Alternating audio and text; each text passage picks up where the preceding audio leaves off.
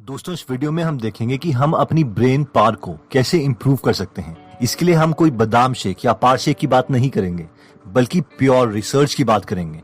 और इसमें हम फ्रेडरिक फेब्रिटस की book the leading brain, powerful science based strategy for achieving peak performance, इस बुक का सहारा लेंगे। So let's start.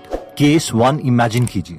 आपको कहा गया है कि आपको एक हफ्ते के बाद एक प्रेजेंटेशन देनी है 100 लोगों के सामने, और ये 100 लोग इंटेलिजेंट कैटेगरी में आते हैं। पहले तो आप डर जाते हैं, लेकिन फिर आप किसी तरीके से एक हफ्ते बहुत मेहनत करके एक टॉपिक तैयार करते हैं। अब आप प्रेजेंटेशन के लिए थोड़े रेडी हैं। प्रेजेंटेशन से जस्ट 10 मिनट पहले आपका फ्रेंड आपको बताता है कि आपकी प्रेजेंटेशन में जो आप लॉजिक दे रहे हैं वो ही गलत है, और अगर आप ये लॉजिक उन 100 इंटेलिजेंट लोगों के सामने प्रेजेंट करते हैं तो वो आप पे बहुत हंसेंगे, आपका बहुत मजाक उड़ाएंगे। इस केस में आपकी सिचुएशन क्या होगी? ऑब्वियसली आप पैनिक हो जाओगे, स्ट्रेस हो जाओगे और डर जाओगे, और किसी भी एंगल में आप अपनी पीक परफॉर्मेंस नहीं दे पाओगे। अब केस 2 इमेजिन कीजिए।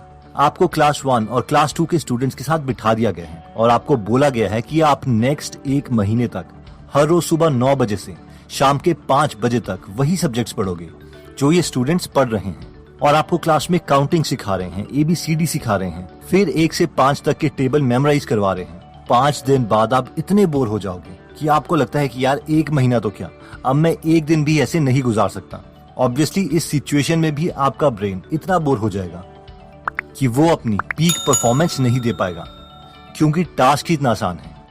आइए इसे बहुत ही सिंपल शब्दों में ग्राफ से समझते हैं। ये ग्राफ है परफॉर्मेंस और प्रेशर के बीच में। एक्स एक्सिस के लेफ्ट मोस्ट साइड में है सबसे कम स्ट्रेस, जहाँ पर हम बोर हो जाते हैं, जहाँ पर आपको काम करने में कुछ मजा नहीं आता क्योंकि आपको टास्क बहुत इजी लग रहा है, और इसलिए हमारी परफॉर्मेंस भी अच्छी नहीं होती। लेकिन एक्सट्रीम राइट हैंड साइड में भी हमारी ब्रेन की परफॉर्मेंस अच्छी नहीं आ रही क्योंकि स्ट्रेस लेवल ही बहुत ज्यादा है।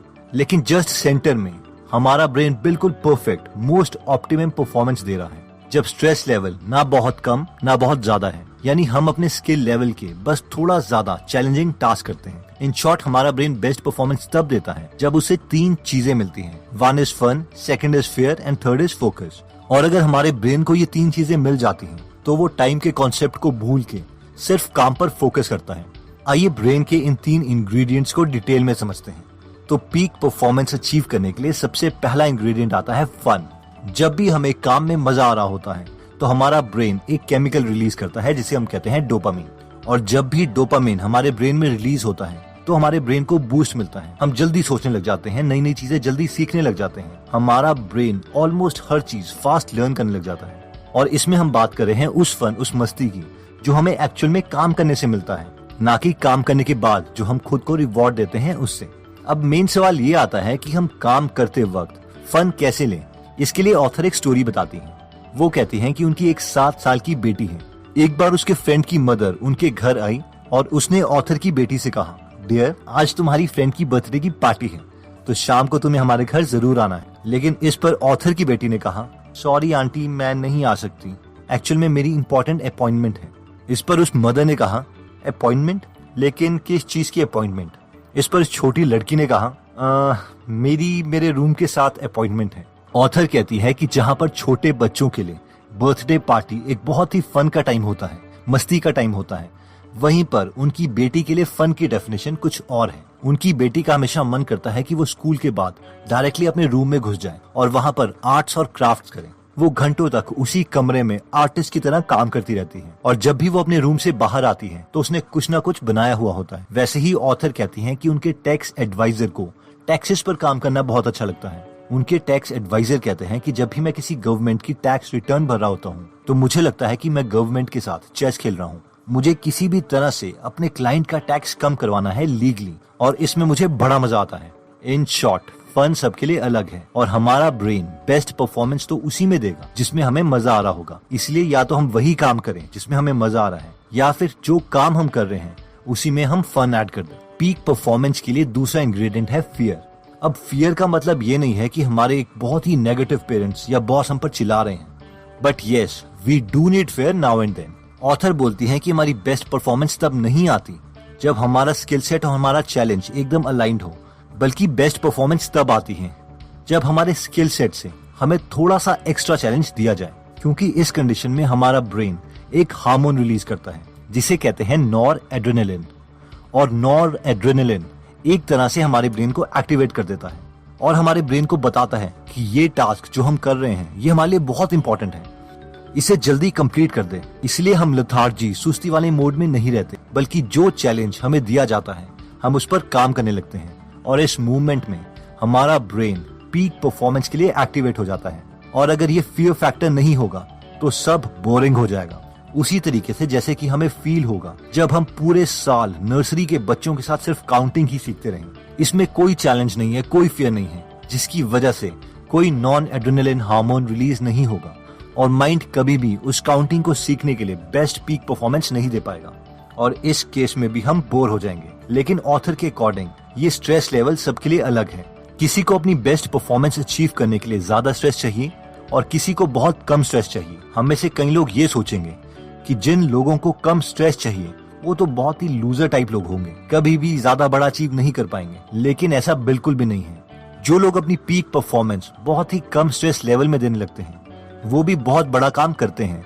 फॉर एग्जाम्पल कोई ऐसा साइंटिस्ट जिन्होंने पूरी जिंदगी सिर्फ एक ही मॉलिक्यूल को समझने के लिए लगाया है और अपने करियर के एंड में कैंसर का इलाज ढूंढ लेते हैं और नोबेल प्राइज विनर बन जाते हैं। या फिर कोई ऐसे ऑथर्स जो अपनी एक बुक को परफेक्ट बनाने के लिए बहुत बार उस पर काम करते हैं ताकि एक बहुत ही इंटरेस्टिंग बुक क्रिएट कर पाए और यही लोग होते हैं जो बाद में बेस्ट सेलिंग ऑथर्स बन जाते हैं। तो इन शॉर्ट कई लोगों के लिए लो स्ट्रेस लेवल काम करता है, जबकि कई लोगों को हाई स्ट्रेस चाहिए होता है अपनी पीक परफॉर्मेंस देने के लिए।